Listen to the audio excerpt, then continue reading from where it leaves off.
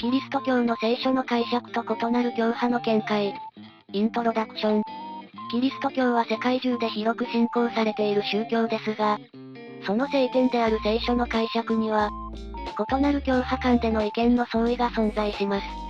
聖書の解釈はキリスト教の信仰と教えの基盤となり、これによって教派ごとに異なる見解や教義が生まれるのです。本動画では、ずんだもんと四国メタンの対話形式で、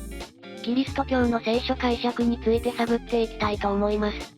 キリスト教の聖書解釈。キリスト教の聖書解釈って具体的にどういうことなのだ？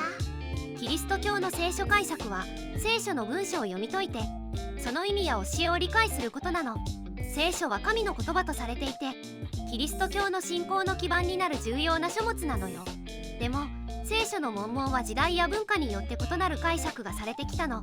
だから教派ごとに異なる聖書解釈が存在するわ。キリスト教の聖書解釈にはいくつかのアプローチや方法があるの。一つは歴史的、文脈的な視点から聖書を解釈する方法よ。これは聖書の背景や時代背景、文化的な要素を考慮しながら解釈するの。それから文学的な視点から聖書を解釈する方法もあるわ。これは聖書の文学的な特徴やスタイル、習字法などを分析しながら聖書の意味を追求するの。異なる教派の見解。異なる教派では聖書の解釈が異なるのだ。異なる教派では聖書の解釈において重要なポイントや強調する教義が違うことがあるわ。例えばカトリック教会では教皇の教えや聖伝え、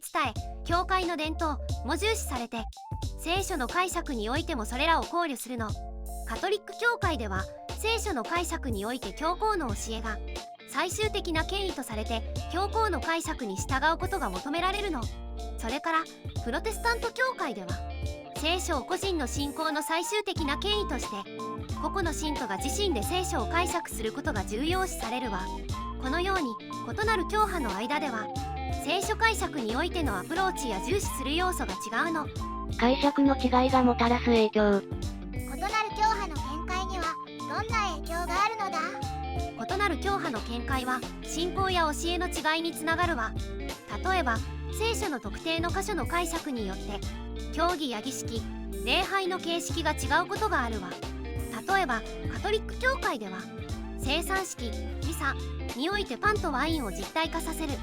教義を持っているけど、プロテスタント教会ではパンとワインを象徴的に捉える解釈をしているの。それから異なる教派の見解によって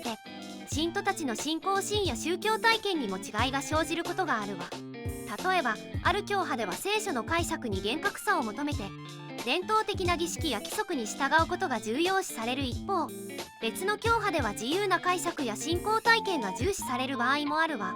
まとめ。キリスト教の聖書解釈は、異なる教派間での意見の相違が存在します。カトリック教会やプロテスタント教会など、異なる教派は、